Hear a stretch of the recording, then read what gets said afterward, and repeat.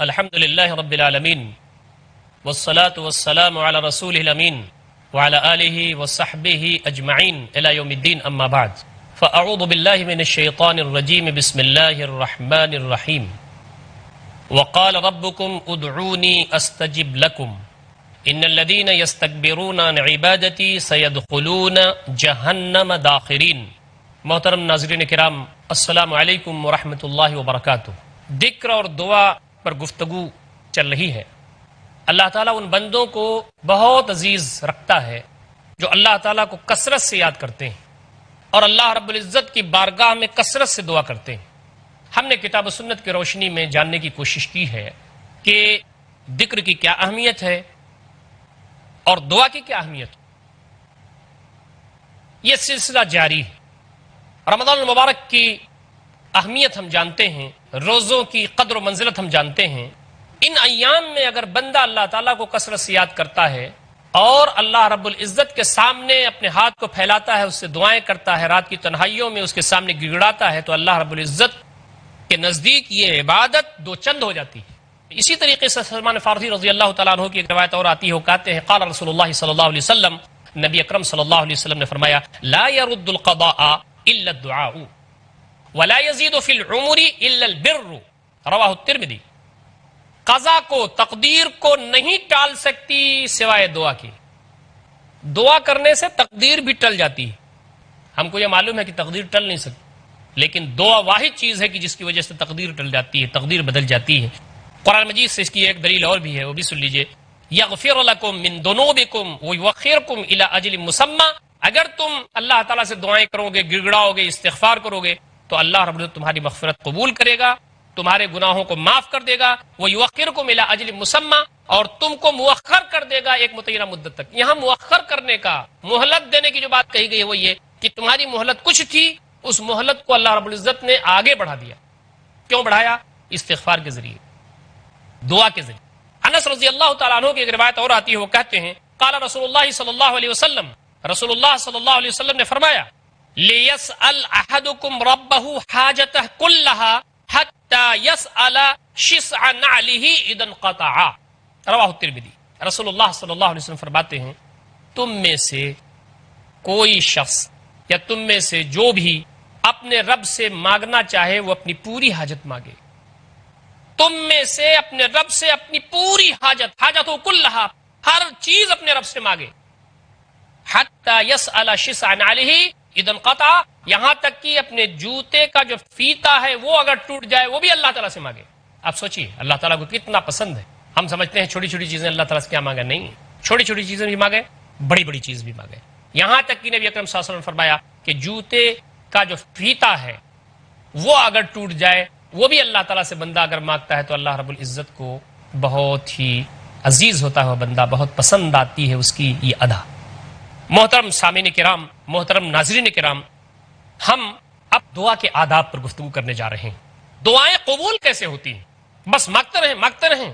کتاب و سنت میں دعا کی قبولیت کے کچھ آداب بتائے گئے. دعا کن لوگوں کی قبول ہوتی ہے، دعا کیسے قبول ہوتی ہے، دعا کے سلسلے میں کیا احتیاط ضروری ہے، ان کو جاننا چاہیے. ورنہ بندہ کیا کہتا ہے؟ بندہ کہتا ہے کہ ہم دعا کر رہے ہیں، دعا کر رہے ہیں، دعائیں پہ دعا کر رہے ہیں، ہماری دعائیں قبول نہیں ہوتی ہیں. ابو ہریرہ رضی اللہ تعالیٰ عنہ سے روایت ہے، وہ کہتے ہیں کہ نبی اکرم صلی اللہ علیہ وسلم نے فرمایا ثلاثۃ لا ترد دعوتهم، تین اشخاص ایسے ہیں جن کی دعائیں رد نہیں کی جاتی.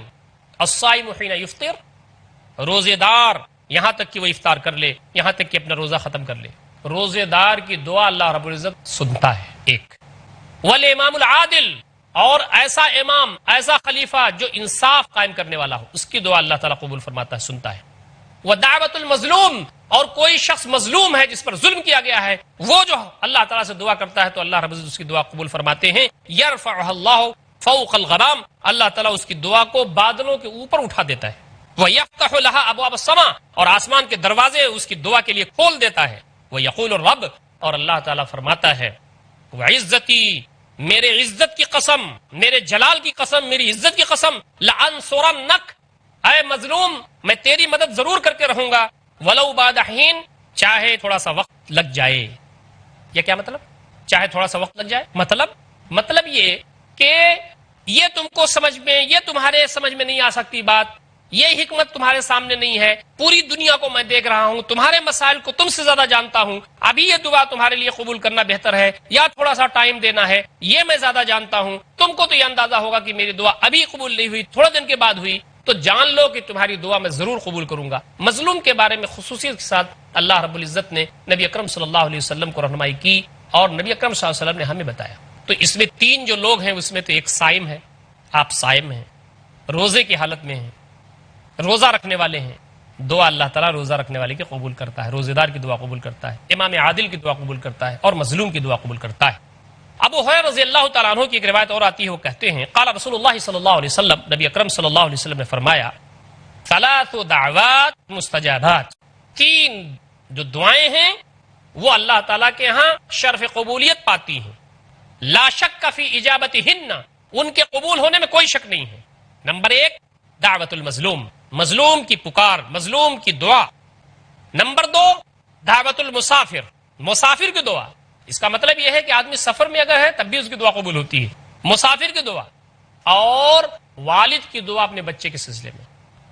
یہاں پر اگر حدیث کے مفہوم کو عموم لیا جائے تو والد سے مراد والد اور والدہ دونوں، یہ جنس کے طور پر استعمال ہوا ہے، یعنی والدین کی دعا اپنی اولاد کے سلسلے میں، ولد لفظ استعمال ہوا ہے، ابن نہیں استعمال ہوا، بنت نہیں استعمال ہوا ہے، بیٹا اور لڑکا نہیں استعمال ہوا ہے، اور یہاں اب اور نہیں استعمال ہوا ہے، والد استعمال ہوا ہے۔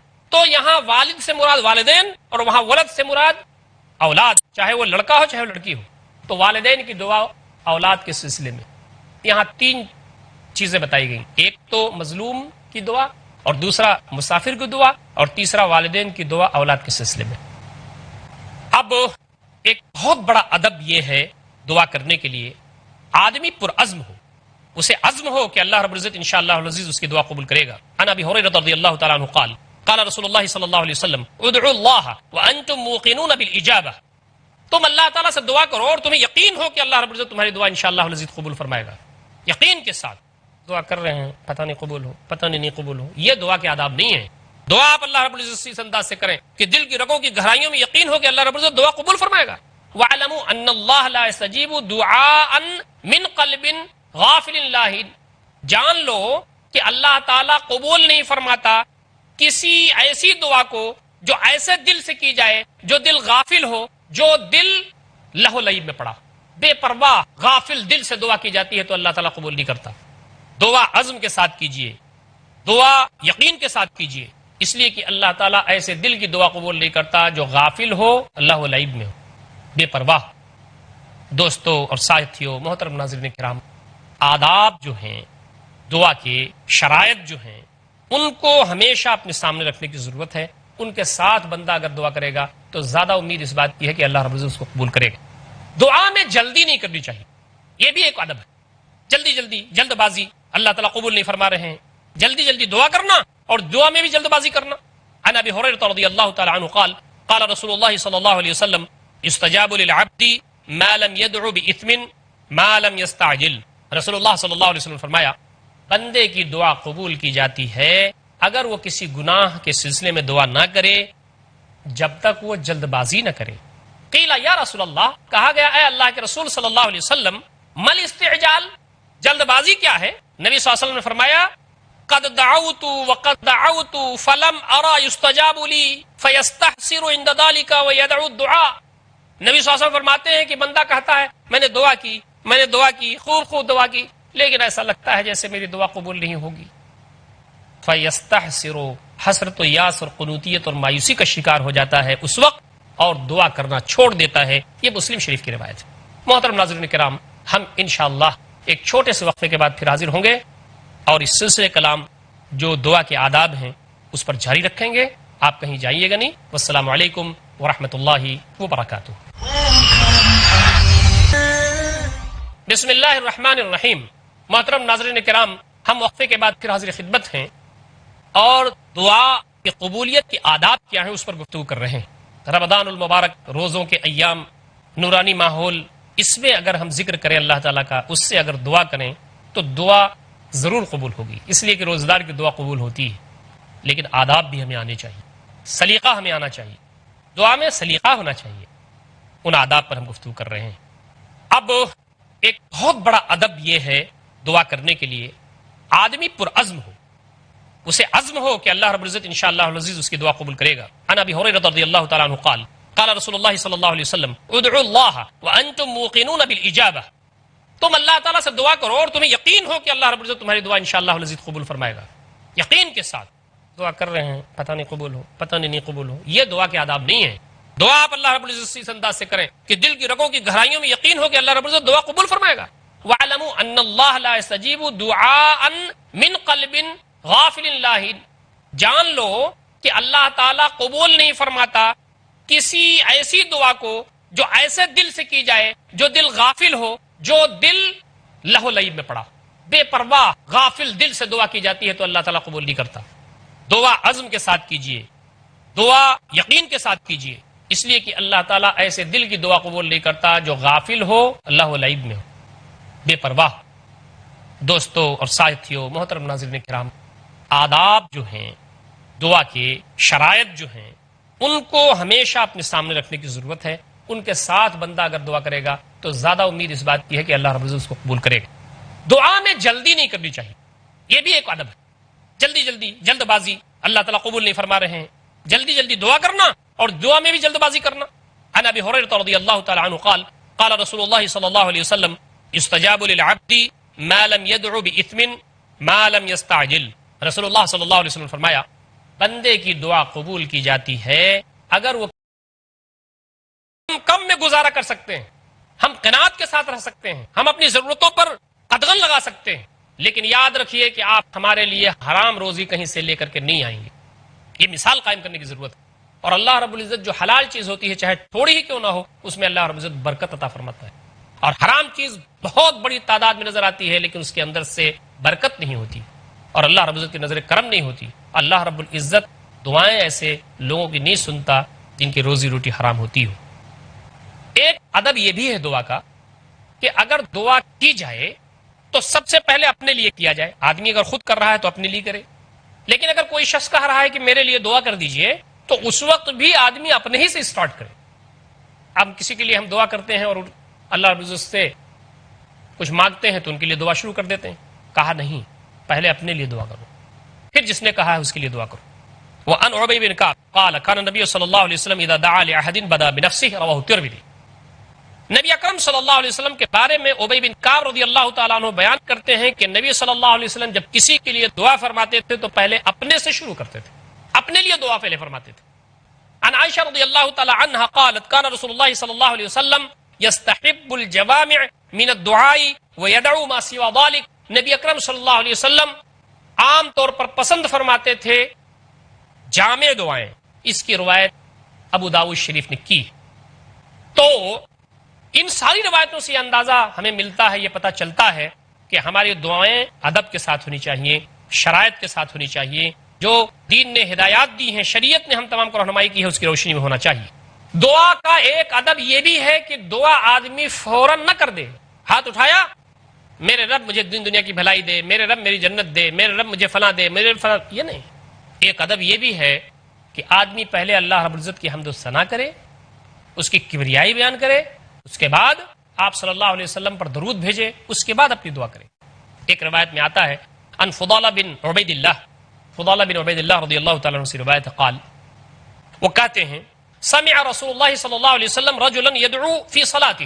نبی صلی اللہ علیہ وسلم نے ایک آدمی کو سنا کہ وہ اپنی دعا کر رہا ہے. ولم يصلی علی النبی صلی اللہ علیہ وسلم، اور اس نے نبی صلی اللہ علیہ وسلم پر درود نہیں بھیجا.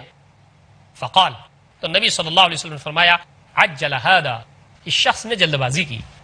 ثم دعاه، پھر اس کو بلایا نبی اکرم صلی اللہ علیہ وسلم نے. فقال، تو آپ نے کہا اذا صلى احدکم، تم میں سے جب کوئی دعا کرے، فلیبدأ بتحمید اللہ تعالی، تو وہ اللہ تعالیٰ کی حمد سے دعا کرے، دعا شروع کرے، اللہ تعالیٰ کی حمد بیان کرے پہلے، والثناء علیہ، اور اللہ رب العزت کی تعریف کرے. پہلے جب دعا وہ کرنا شروع کرے تو سب سے پہلے اللہ تعالیٰ کی حمد بیان کرے اور اللہ رب العزت کی ثنا بیان کرے، اس کی تعریف بیان کرے. آگے کیا کرے؟ ثم لیصلی علی النبی صلی اللہ علیہ وسلم، پھر وہ نبی صلی اللہ علیہ وسلم پر درود بھیجے. ثم لیدعو بعد بما شاء، پھر اس کے بعد یعنی اللہ تعالیٰ کی حمد و ثنا کرنے کے بعد اور نبی اکرم صلی اللہ علیہ وسلم پر درود بھیجنے کے بعد جو دعا کرنا چاہے وہ کرے. یہ روایت موجود ہے ترمذی میں، ابو داؤد میں، نسائی میں، ابن ماجہ میں، 4 کتابوں میں یہ روایت موجود ہے. ہم کو بھی اگر دعا کرنا ہے تو ادب اس کا یہ ہے کہ ہم پہلے اللہ رب العزت کی حمد و ثنا بیان کریں، پھر نبی مکرم صلی اللہ علیہ وسلم پر درود و سلام بھیجیں، پھر اس کے بعد ہم جو کچھ دعائیں اپنی کرنی ہیں کریں، تو زیادہ اس بات کا امکان ہے کہ وہ دعا انشاءاللہ العزیز اللہ رب العزت کی بارگاہ میں شرف قبولیت حاصل کرے گی. محترم ناظرین کرام، یہ جو آداب کتاب و سنت کی روشنی میں یہاں بیان ہو رہے ہیں اتھینٹک صحیح احادیث سے ثابت. نبی اکرم صلی اللہ علیہ وسلم نے اس کو شیوا بنایا تھا اپنا، اور صحابہ کرام رضوان اللہ تعالی علیہم اجمعین نے اپنی زندگیوں میں اس کو نافذ کیا تھا. اسی لیے ہم دیکھتے ہیں کہ صحابہ کرام مستجاب الدعوات تھے، ان کی دعائیں قبول ہوتی تھی. دل کی رگوں کی گہرائیوں سے جو دعا اٹھتی ہے، رب دو جہاں کے سامنے جو کی جاتی ہے، اللہ رب العزت کے دروازے کو جو کھٹکھٹاتی ہے، تو پھر وہ دعا قبول ہوتی ہے. آدمی کو اب استغفار کرنا چاہیے، آدمی کو اپنی غلطیوں پر نادم ہونا چاہیے، آدمی کو جو کچھ بھی اس نے کیا ہے اس پر شرمندہ ہونا چاہیے، اور اللہ رب العزت کے دامن عفو میں پناہ لینے کے لیے فکر مند ہونا چاہیے، اور اس سے کثرت سے دعائیں کرنی چاہیے. ان آداب کا خیال رکھنا چاہیے. ایک ادب یہ بھی ہے دعا کرنے کا کہ آدمی ہاتھ اٹھا کر کے دعا کرے. آدمی ایسے بھی دعا کر سکتا ہے، لیکن ایک ادب یہ بھی ہے کہ آدمی ہاتھ اٹھا کر کے دعا کرے. عن انس رضی اللہ تعالی عنہ قال رفع رسول اللہ صلی اللہ علیہ وسلم یدیہ فی الدعاء حتی رأیت بیاض ابطیہ رواہ البخاری. انس رضی اللہ تعالی عنہ فرماتے ہیں کہ رسول اللہ صلی اللہ علیہ وسلم نے اپنے دونوں دستے مبارک کو، ہاتھ مبارک کو دعا میں بلند کیا، اٹھایا. حتی رأیت، یہاں تک کہ میں نے دیکھا، بیاض ابطیہ، نبی اکرم صلی اللہ علیہ وسلم کے پہلو مبارک میں بغل میں جو سفیدی ہے، یعنی آپ صلی اللہ علیہ وسلم کے بغل کی جو سفیدی ہے وہ میں نے دیکھی. یعنی آپ صلی اللہ علیہ وسلم کا جو ہاتھ تھا وہ اٹھ گیا، اور آپ صلی اللہ علیہ وسلم کا بغل مبارک یہ نظر آنے لگا. ہاتھ یہاں تک اٹھایا جائے کہ یہاں تک اٹھایا جائے. حضرت انس، بخاری کی روایت ہے، وہ کہتے ہیں ایک تو چیز حدیث سے یہ ملتی ہے کہ ہاتھ اٹھانا چاہیے دعا، اور دوسری یہ بات ملتی ہے کہ ہاتھ قاعدے سے آدمی اٹھائے. تو آدمی ایسے بھی دعا کر سکتا ہے، آدمی ایسے بھی دعا کر سکتا ہے. ہاتھ اٹھانے کی بات ثابت ہے، اور نبی اکرم صلی اللہ علیہ وسلم کے اس وقت، جس وقت آپ صلی اللہ علیہ وسلم نے یہ دعا کی ہے، اس وقت آپ کے ہاتھ زیادہ اٹھے ہوئے تھے. یہ آداب ہیں دعا کے. محترم ناظرین کرام، آداب دعا کا یہ سلسلہ جاری رہے گا انشاءاللہ العزیز. اللہ تعالی ہم تمام کو کثرت سے اللہ تعالیٰ کا ذکر کرنے والا اور اللہ تعالیٰ سے کثرت سے مانگنے والا بنائے. اقول قولی ھذا استغفر اللہ لی ولکم اجمعین واستغفروہ انہ الغفور الرحیم وآخر دعوانا ان الحمد للہ رب العالمین والسلام علیکم ورحمۃ اللہ وبرکاتہ.